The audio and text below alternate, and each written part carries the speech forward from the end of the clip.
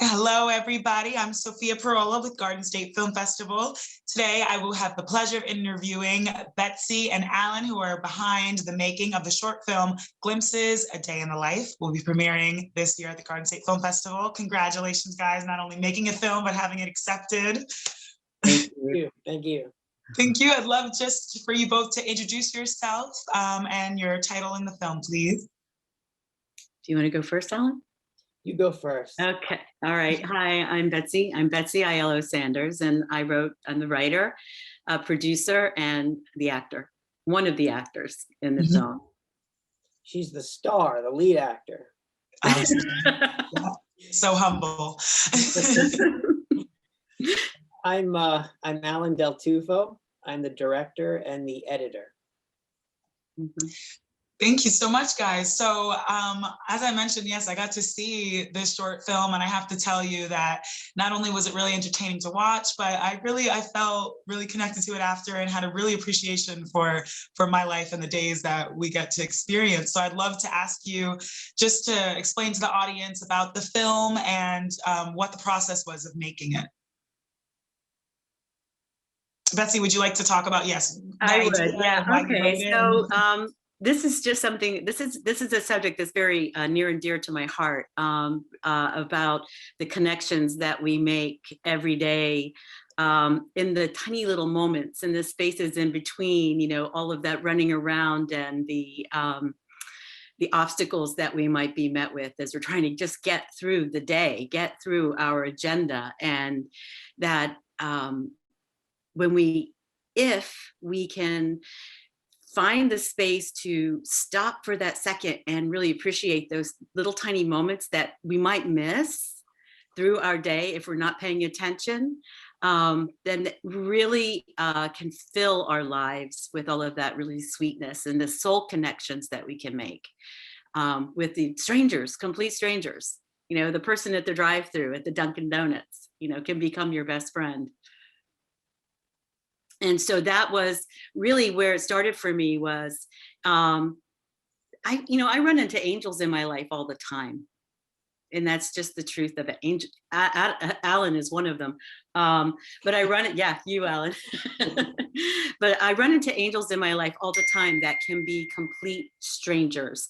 And I spoke with Alan. I got this idea. I knew I had this idea brewing, and I'm just gonna, I just wanted to create something. I'm an actor.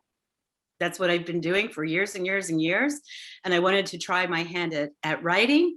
And so I approached Alan, and Alan and I have made a few films together. I've been in many of his films, actually, when he's been the writer, producer, director, and actor himself. And I said, Alan, I've got this idea. Will you come on board with me? And it went from there. I think that was in October or maybe early fall. And then we started shooting late October, a year ago, before COVID. I have to say, thank God, like we finished our very last weekend of shooting 2 weeks before the COVID breakout, the pandemic started. Perfect timing. And yeah. It was meant to be. I mean, I love that you said that you meet angels every day. I love that, because you really don't, sometimes, yes, we are so busy going through life, you really can appreciate the connections that you make and all the little beautiful nuances. And I think this film has a wonderful way of really showing that. And I just love that, what you said. So Alan, can you tell us about your perspective of directing this film and why you wanted to be on this film in particular? Yeah, sure. Unfortunately, I don't run into angels every day. I wish I did, but that's why I love the premise so much. That's what really appealed to me, and to find a way to maybe make the audience realize things that would go unseen in their life. I know a lot of people that after they saw it, they were like, I never really thought about that, but you're kind of right. These little things do happen that you don't realize at the time. So that's what really attracted me to the story. And I got the response that I was looking for. People got it. There's nothing worse than having to, explain your point. but yeah, everybody got it. I tried to tell it in the most visual way I could. Oh, that's amazing. And Betsy, I would love to pick your brain a little bit about having written the piece and also being the lead actress, because I know that, I mean, sometimes when I write my own stuff, and some writers out there it might be a little hard to act their own pieces because it's so in your head and it's in your body. And I'm not sure if you wrote it from your perspective, if you were very close to it. How was it acting the words that you wrote? Or was it kind of just like you knew exactly what you're going to do with the character? Like, I'd love to know, to be a writer and the actress and producing it, how was it wearing those hats and then acting in your own film? Being the writer and the actor wasn't so difficult for me. But when you add the producing aspect to it, that's like the third layer. It's like, when you've got all the actors and, we had gotten a SAG-AFTRA contract for everybody, for all of the SAG-AFTRA actors. And so I'm running around filling out, having everybody fill out releases and doing all of these things, because we were a very small team. And I'm so grateful, because it's like small but powerful team that we had working. And then, Alan would be getting the shot ready, and then he'd say, okay, Betsy, step into place. And, I'm not over in the corner being my actor self going, okay, I'm doing my preparation, I'm getting my lines into my head, I'm like focusing, I'm moving from A to B. You have to go right now, drop in right now. It's a great exercise, I feel like, especially for audition, just talking to actors, that we always say, you walk into the audition room and you have to introduce yourself, and then you have that split second when you have to just be ready and go and drop in and be connected. It's the same feeling. It's, moving from doing all of the technical stuff around you to being able to step into place and then move into the scene.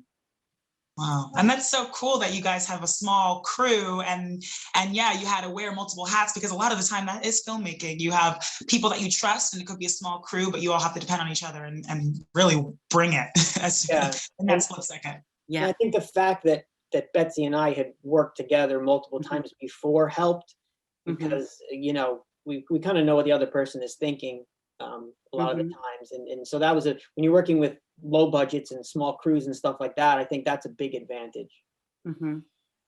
So I'm sure you guys have a lot of trust in each other too, especially having written the piece and you're performing it, and you're so into obviously your performance. And then sometimes, I guess, watching yourself, you have to have Alan to be there to direct you. And how was that relationship between that writer and director? How do you guys think that you pulled that off? And what are your experiences with that? I'll go first, Alan. I have to tell you, I fully trust my partner over here. He's been amazing in my experience working with him as a director. He is an actor's director. There's just no question about it. And so I've never, in my experience with Alan from the first day that we met, when I auditioned for him, like, I don't know, I think it was 12 years ago, up to through the end of this project. And even now, as we're moving through the festival process, I feel like he's always got my back, no matter what. Like, and he's fair, and he's honest, and he's kind, and he's the best editor I know. I see him put stories together, which is one of the very many reasons why I approached him. Plus I felt close to him, so I felt like, we would, what Alan said, work together well, like kind of knowing each other's next moves. But if you can go and just Google Alan, and the way that he puts a story together really drives the through line. It creates, for me, excitement in everything that I've seen him do. Thank you. I feel, yeah, I mean, that's what it is.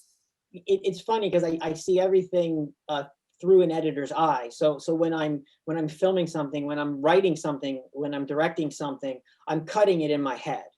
As I'm on the set, I'm cutting it. I'm writing it. I'm cutting it. And I think that's what's always helped me with the process, because most of the things that I've directed, I've written. This was a unique project for me, and I loved the fact that I didn't write it and I got to interpret someone else's material. That was really great. And a lot of the stuff that I've written has mostly been comedy or horror or dark, violent. And this was such a nice, uplifting piece for me to do. So I just thought it was an amazing opportunity for me. Oh, I'm glad there wasn't any horror or darkness throughout her day. Yeah, So, yeah, it's amazing. No one got killed. it's win-win for everyone. So, Betsy, you mentioned in your answer that as you're moving through the festival run, I would love to know where has this film seen, and why were you guys adamant in submitting to Garden State Film Festival? What does Garden State Film Festival mean to you guys personally and for this film? Oh, well, you know what? I mean, you guys are home for us. Like, you know, Alan and I both live here. And when I was, you know, going through, I've done all the festival submissions through Film Freeway. But when I found the Garden State Festival, and I was reading online and it said homegrown. And I was like, we are like, you know, like I live in Dunellen, New Jersey. I don't know if you guys know where that is, but it's central and it's in Middlesex County. And just down the block from me where we shot one of the scenes is the Dunellen Hotel.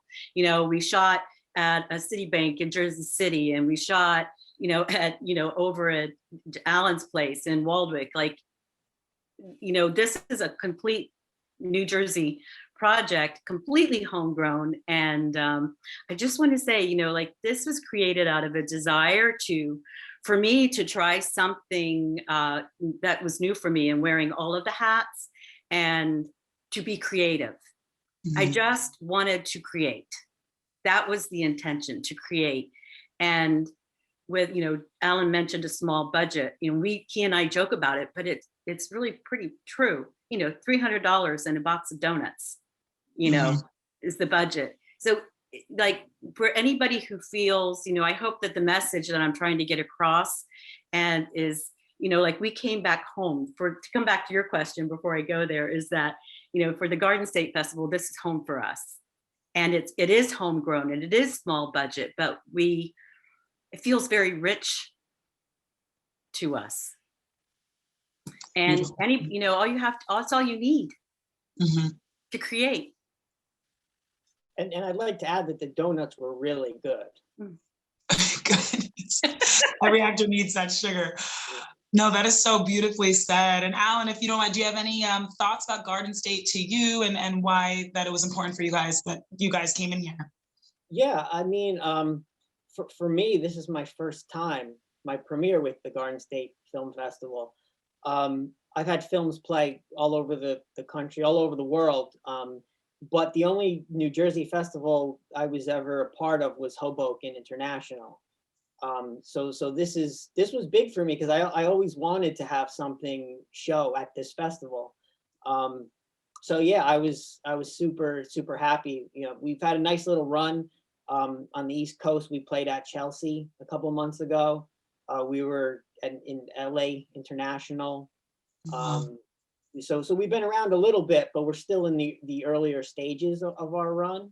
So yeah, I mean, this festival has always been on my radar. Now I can check it off the bucket list.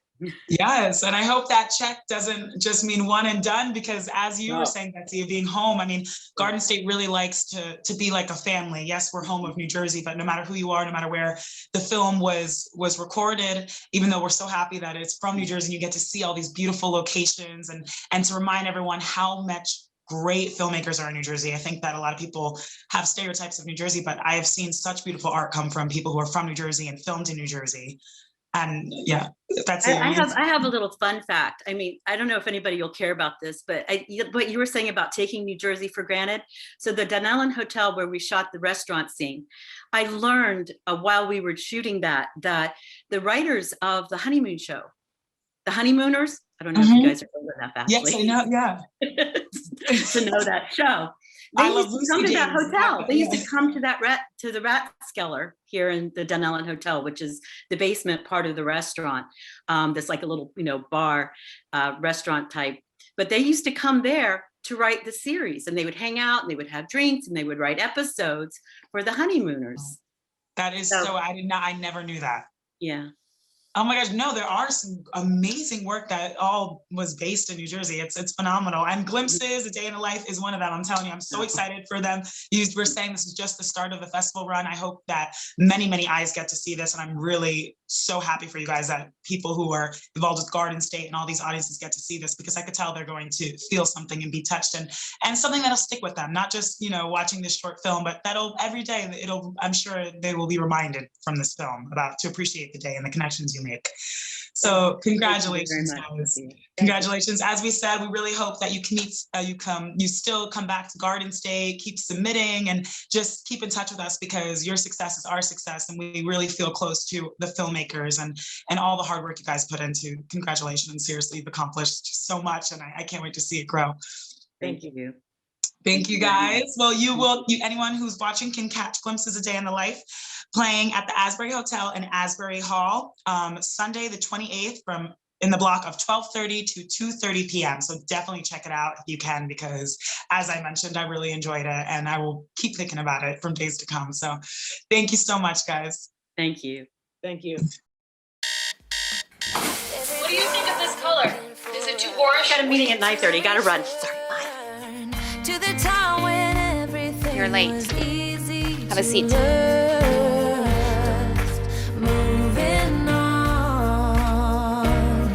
Today we're celebrating life and love and family and friends. Cheers. Confusion in my mind.